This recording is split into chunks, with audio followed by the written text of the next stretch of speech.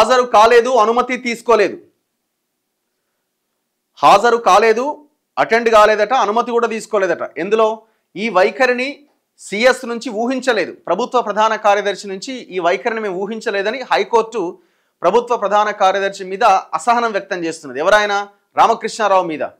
ఆయన కార్యాలయం స్థాయిని తగ్గించేలా ఉన్నది. వారంలోగా అఫిడవిట్ దాఖలు చేయాల్సిందే. నిషేధిత భూముల వివాదంపై పిటిషనర్ల విచారణలో హైకోర్టు అసంతృప్తి. రాష్ట్ర వ్యాప్తంగా రిజిస్ట్రేషన్ల చట్టంలోని సెక్షన్ 22A కింద ఉన్న నిషేధిత భూముల వివాదానికి సంబంధించి అఫిడవిట్ దాఖలు చేయాలని, లేదంటే వ్యక్తిగతంగా హాజరు కావాలని ప్రభుత్వ ప్రధాన కార్యదర్శికి ఇచ్చిన ఆదేశాలు అమలు కాకపోవడం పైన ఇటీవల హైకోర్టు అసంతృప్తి వ్యక్తం చేసింది.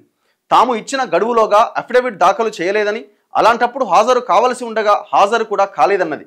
హాజరు మినహాయింపునకు అనుమతి కోరుతూ ఎలాంటి మెమో కూడా దాఖలు చేయకపోవడంపై అసహనం వ్యక్తం చేసింది.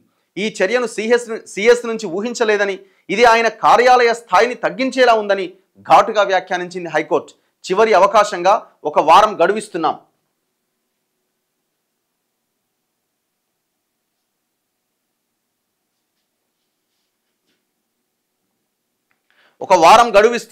ఈలోగా అఫిడవిట్ దాఖలు చేయాలి. లేని పక్షంలో హాజరు కావాల్సిందే అని హైకోర్టు మరోసారి ఉత్తర్వులు ఇచ్చింది. ఇలాగే ఉదాసీనంగా ఉంటే తదుపరి విచారణలో కఠినంగా వ్యవహరించాల్సి ఉంటుందని హెచ్చరించింది. రిజిస్ట్రేషన్లకు వెళ్ళినప్పుడు భూములు నిషేధిత జాబితాలో ఉన్నాయంటూ సబ్ రిజిస్ట్రార్లు తిరస్కరించడాన్ని సవాల్ చేస్తూ దాఖలైన పలు పిటిషన్లపైన జస్టిస్ జూకంటి అనిల్ కుమార్ ఇటీవల మరోసారి విచారణ చేపట్టారు.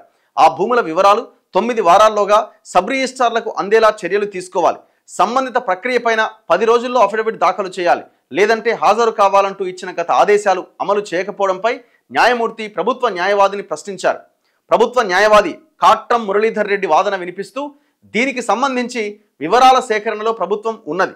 అన్ని వివరాలు సేకరించిన తర్వాత తదుపరి చర్యలు తీసుకుంటాం. కొంత గడువు కావాలి అని కోరారు. వాదన విన్న న్యాయమూర్తి నిషేధిత జాబితా వివరాలను సబ్ రిజిస్ట్రార్లకు అందజేసే ప్రక్రియపైన చేపట్టిన చర్యలను వివరిస్తూ సిఎస్ అఫిడవిట్ దాఖలు చేయాలని, లేని పక్షంలో వ్యక్తిగతంగా హాజరు కావాల్సిందే అని తేల్చి చెప్పారు. ఉదాసీనంగా వ్యవహరిస్తే ఉపేక్షించబోమంటూ విచారణ ఈ నెల 10వ తేదీకి వాయిదా వేశారు. కోర్టు ముందు అందరూ సమానమే, సామాన్యుడైనా ఇంకెవడైనా. ఇప్పుడైనా మరి కోర్టుకు ఎందుకు హాజరు కాలే? మరి హాజరు కాలేని పక్షంలో మీరు ఏమైనా బిజీగా ఉంటే మెమో దాఖలు చేయాలి కదా, పిటిషన్ వేస్తారు కదా. అదే అడ్వకేట్కి చెప్తే ఆ ప్రయత్నం కూడా జరగలే. అంటే కోర్టులు అంటే మీకు లెక్కలేదా?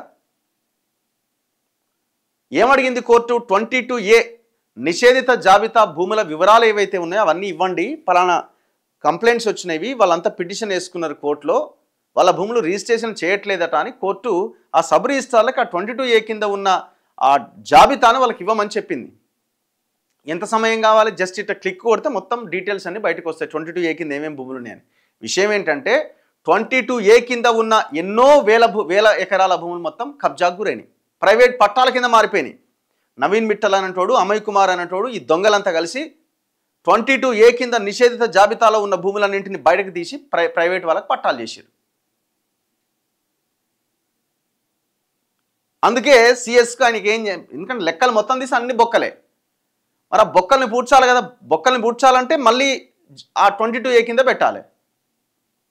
రేపు ఎవరో ఒకరు మొత్తం ఆ డేటా అంతా కోర్టుకు వచ్చింది, ఆ సబ్ రిజిస్ట్రార్లకు పోయిన తర్వాత అడుగుతారు కదా, ఏం సబ్మిట్ చేసిన ఆర్టీఐ ఇంకోటి అడుగుతారు కదా, అన్నీ బయటకు వస్తాయి. ఇట్లా 22A కింద నిషేధిత జాబితాలో ఉన్న భూములు ఎన్ని వేల ఎకరాలు ప్రైవేట్ పట్టాల కింద మారినాయో లెక్కలు బయటకు వస్తాయి. గవర్నమెంట్కి అది ఇష్టం లేదు.